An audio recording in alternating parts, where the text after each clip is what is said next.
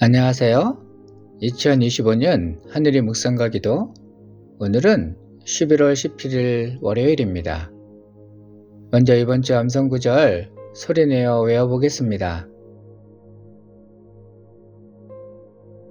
이에 베드로는 옥에 갇혔고 교회는 그를 위하여 간절히 하나님께 기도하더라. 사도행전 12장 5절 말씀. 계속해서 오늘의 묵상 말씀 사도행전 12장 1절로 3절까지 저와 함께 정독하겠습니다. 그때 헤롯 왕이 손을 들어 교회 중에서 몇 사람을 해하려 하여 요한의 형제 야고보를 칼로 죽이니 유대인들이 이 일을 기뻐하는 것을 보고 베드로도 잡으려 할세 때는 무교절 기간이라. 아멘. 사도행전 12장은 초대교회가 커다란 시련을 맞이하던 때의 이야기입니다.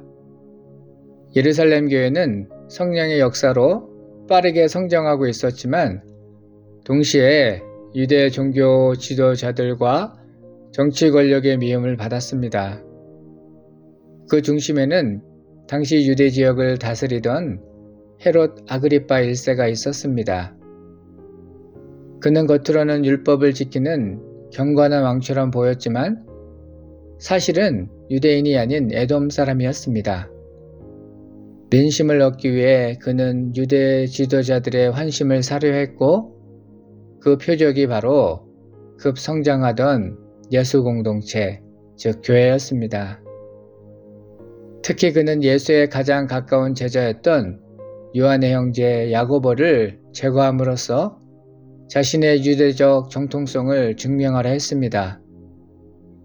야고보는 예수의 공생애 때부터 늘 함께한 핵심 제자였기에 그를 처형하려는 것은 단순한 박해가 아니라 예수 운동의 상징적 중심을 무너뜨리려는 정치적 시도였습니다. 유대인들이 이 일을 기뻐하자 헤롯은 또 다른 핵심 제자인 베드로까지 잡아들였습니다. 그리고 그는 그 일을 무교절 기간에 맞추어 실행했습니다. 무교절은 온 유대 백성이 예루살렘에 모여 출애굽의 해방을 기념하는 절기였습니다. 헤롯은 그 절기의 상징성과 군중의 열기를 정치적 무대로 삼아 새롭게 확장되어 가던 교회를 억누르려 했던 것입니다. 그러나 교회는 위기 속에서도 기도를 멈추지 않았고 하나님은 그 기도에 응답하셨습니다. 헤롯의 의도는 분명했습니다. 예수의 제자였던 교회 지도자들을 제거해 복음의 불길을 꺼뜨리려는 것이었습니다.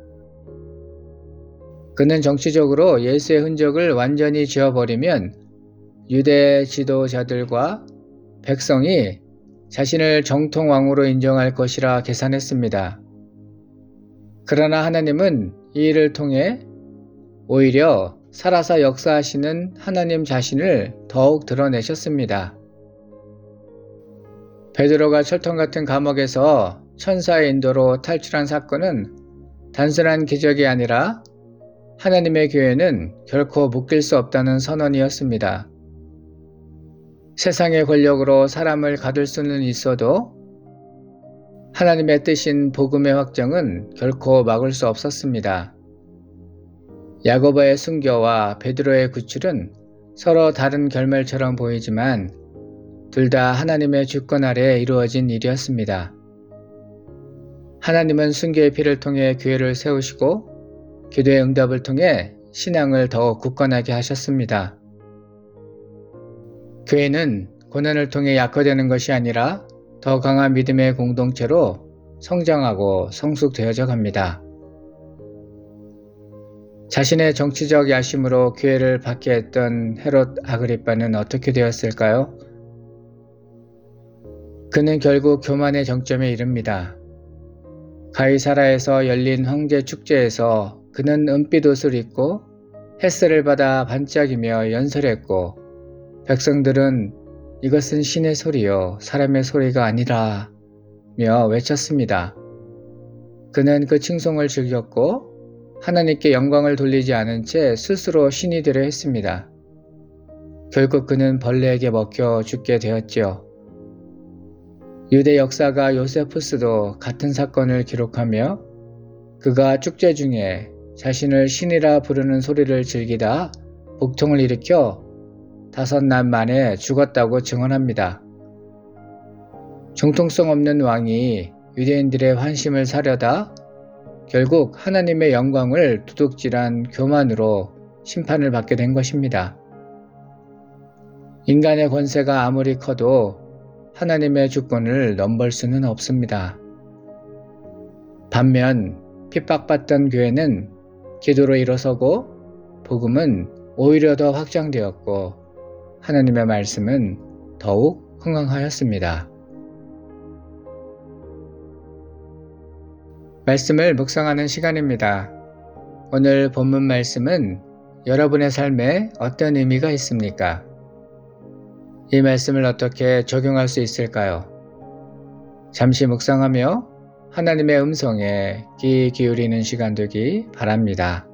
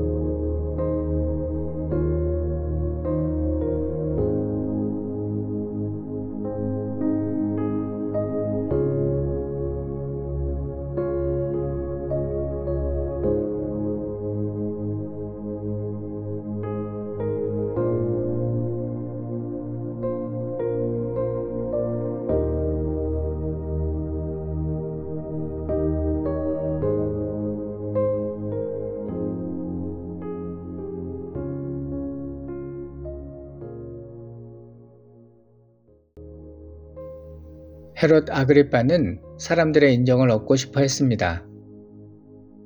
그는 무교절이라는 절기를 이용해 사람들 앞에서 자신을 높이고 예수님을 따르던 사람들을 억누르려 했습니다.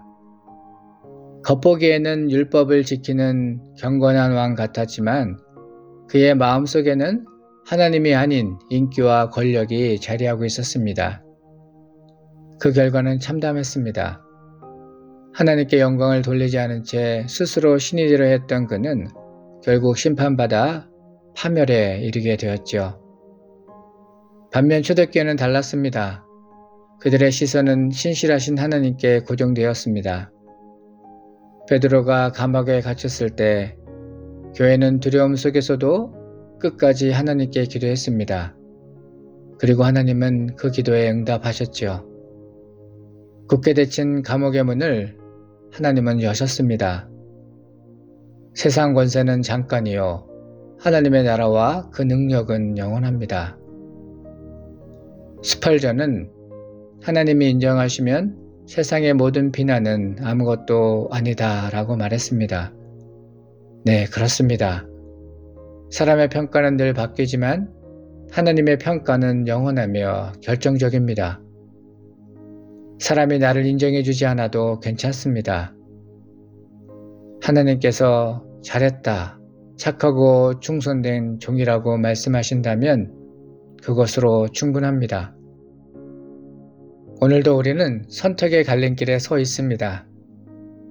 사람의 인정을 위해 살 것인가? 아니면 하나님의 나라와 복음을 위해 살 것인가?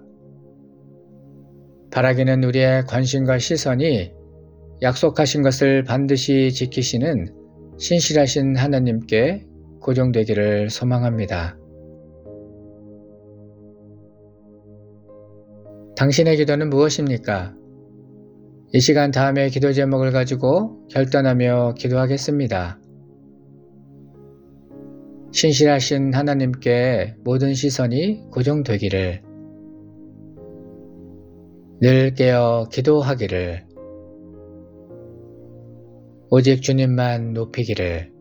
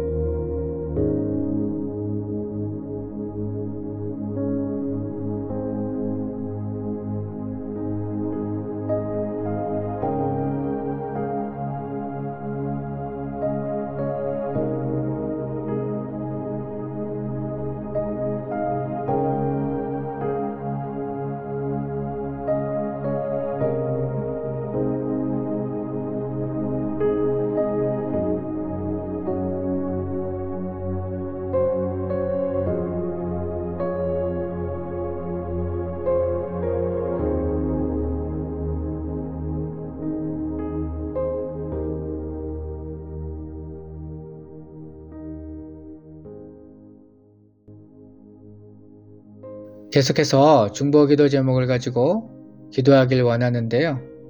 오늘은 믿지 않는 가족들을 위해 중보하며 기도하겠습니다. 믿지 못하는 가족을 불쌍히 여기시고 구원하여 주시기를, 복음의 통로를 열어 주시기를, 성령의 진리의 빛을 비춰 주시기를 기도하겠습니다.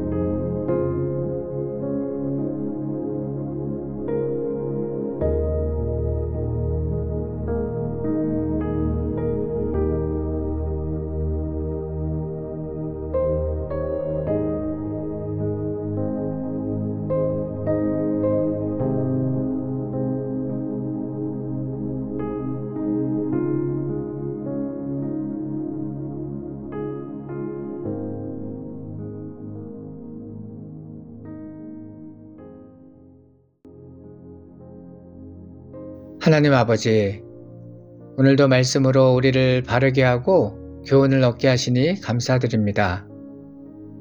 세상의 권세가 아무리 커 보여도 주님의 교회는 무너지지 않으며 영원히 서게 됨을 믿습니다. 고난 속에서도 기도를 멈추지 않았던 초대교회처럼 우리도 낙심하지 않고 끝까지 기도하게 하시며 순교자들의 믿음과 헌신을 본받아 하나님의 나라를 함께 이어받을 자로 살게 하옵소서. 예수님의 이름으로 기도합니다. 아멘.